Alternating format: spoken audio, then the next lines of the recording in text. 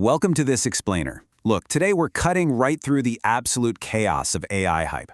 We're going to show you exactly how to move from those scattered, kind of messy experiments to concrete organizational action. We're zooming in on a critical piece of the TIO framework, the intelligent organization. Specifically, Leadership Domain 1, Capability 5, Transfromation, or, as I love how it's subtitled, the mobilization. So if you've ever felt like your company has all these massive ideas but totally struggles to get them moving on the ground, you are absolutely in the right place. And that actually brings us to the core mantra for today. Strategy only matters if work changes. Seriously, let that sink in for a second. It is so simple but profoundly true. Transformation, it isn't just some catchy corporate slogan. It's definitely not a bloated program office or a random grab bag of tech projects. No, it is a rigorous leadership capability. The whole goal here isn't just to spin our wheels and generate more activity. It's to create focused, deliberate movement.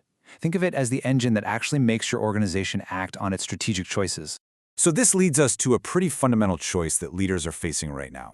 On one hand, you've got reckless speed. This is when organizations just blindly chase every shiny new AI tool without ever setting capacity limits. Honestly, it destroys trust, and it completely exhausts your teams. But then, on the other hand, you have the winning approach, disciplined movement. This is where you step up, make clear trade-offs, fiercely protect your team's capacity, and explicitly decide what starts, what stops, and what just has to wait. All right, here is our playbook for today. We're going to hit 5 key areas. 1, strategy needs work to change. 2, defining the transformation boundary. 3, the 5 core behaviors. 4, 3 practical outputs. And 5, the leadership operating rhythm. Let's get right into it. Starting off with Section 1, strategy needs work to change. This is all about moving from intent to action. You know, strategy gives you the destination, right? But it doesn't actually build the road. In the leadership anatomy, these things aren't just isolated tasks. They form a continuous operating sequence. Upstream, you have fluency, strategy, governance, and risk. But look where transformation sits. It's the final engine gear at the very end. It's the exact capability that mobilizes the whole enterprise around all those upstream choices. Literally, if this final gear is missing or jammed up, the entire strategy just stalls out. Moving right along to Section 2, defining the transformation boundary. Let's figure out what transformation actually is, and just as importantly, what it isn't. Okay, let's be real. When everything gets labeled transformation, the word completely loses its meaning. Notice how things flow through the transformation mandate gate here. This capability is strictly defined. It's the organization's ability to mobilize leaders, resources, decisions, and operating rhythms around the changes you actually need to execute your strategy. It literally takes all those scattered inputs, all those competing pressures, and focuses them into one clear, powerful direction. So the really crucial point to grasp here is the boundary line. You've got to separate these functions so you don't end up overloading one single team. Transformation, it doesn't do the actual everyday work, okay? It mobilizes. It clears the path. This way, your factory capability can actually deliver the new tools and systems. And then, it sets the stage for your people capability to manage adoption and make the change stick. If you keep these lanes crystal clear, you instantly reduce so much organizational friction. Okay, on to Section 3, the 5 core behaviors. Think of this as your discipline movement checklist. Let's see how this translates into actual concrete behaviors. It creates a really fantastic sequential narrative. First up, you mobilize. That means naming a clear sponsor and a firm mandate. Second, you focus, and I mean ruthlessly protecting capacity by deciding what actually waits. Third, you sequence those choices into a realistic roadmap.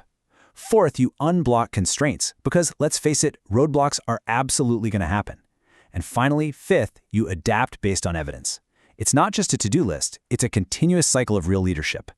I want to double-click on those last 2 behaviors for a second, unblocking and adapting. You simply cannot just assign more work to overloaded teams and then sit back and expect miracles. You have to actively unblock things. That means leaders actually stepping in, resolving dependencies, and clearing resource bottlenecks. And then, you've got to look at the evidence. Is that fancy new AI tool actually saving people time?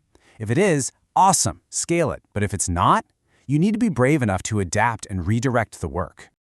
That brings us to Section 4, 3 practical outputs. Or, as I like to call it, paperwork that actually creates movement. We really want to make sure transformation isn't just generating useless bureaucratic paperwork. Honestly, you only need 3 practical outputs. First, a mandate and roadmap. This just tells everyone exactly why we're doing this and in what order. Second, a leadership operating rhythm. This spells out how leaders will make decisions and protect the team's focus. And third, a decision, dependency, and capacity lock. This specifically tracks what needs to start, stop, pause, or accelerate. That's it. Keep it lean, keep it simple. Which brings us to a somewhat harsh but entirely necessary reality check. Do not assign more work without deciding what stops, pauses, simplifies, automates, or delegates. If your decision log doesn't explicitly track what you are hitting the brakes on, you aren't transforming anything. You are literally just overloading your leaders. Team capacity is finite. You've got to treat it like the precious resource it is. Finally, Section 5, the leadership operating rhythm. This is the heartbeat of your first year. So how do we turn your strategy from a fancy one-time launch event into a permanent management habit? Well, this rhythm right here gives you a structured heartbeat. You start with quick, weekly syncs just to clear out small blockers and protect capacity. Then you move to a monthly review of your scorecards, priorities, and AI use cases. Quarterly, you step way back for a deep value review, looking at hard evidence of adoption and risks.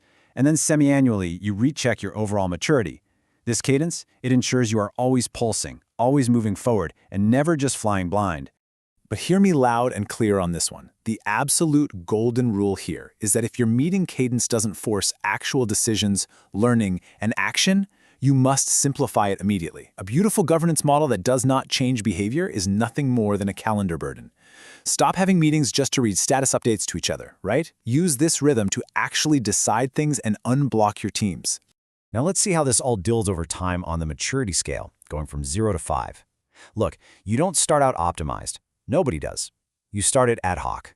Then you move to repeatable, onto defined, and then managed. But when you finally hit that level 5 maturity, transformation is no longer this painful, disruptive project.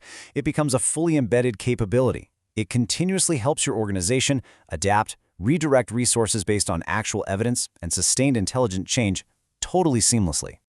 I'm going to leave you with this final diagnostic question to evaluate your own organization right now. Seriously, take a look at your calendars, look at your project plans. If your operating rhythm doesn't create real decisions, real learning, and real action, why do you even have it? Remember, a brilliant AI strategy sitting on a slide deck means absolutely nothing on its own. Strategy only matters if the work actually changes. Thanks so much for joining me on this explainer. And hey, I challenge you to go take a really hard look at how you are mobilizing your own teams today.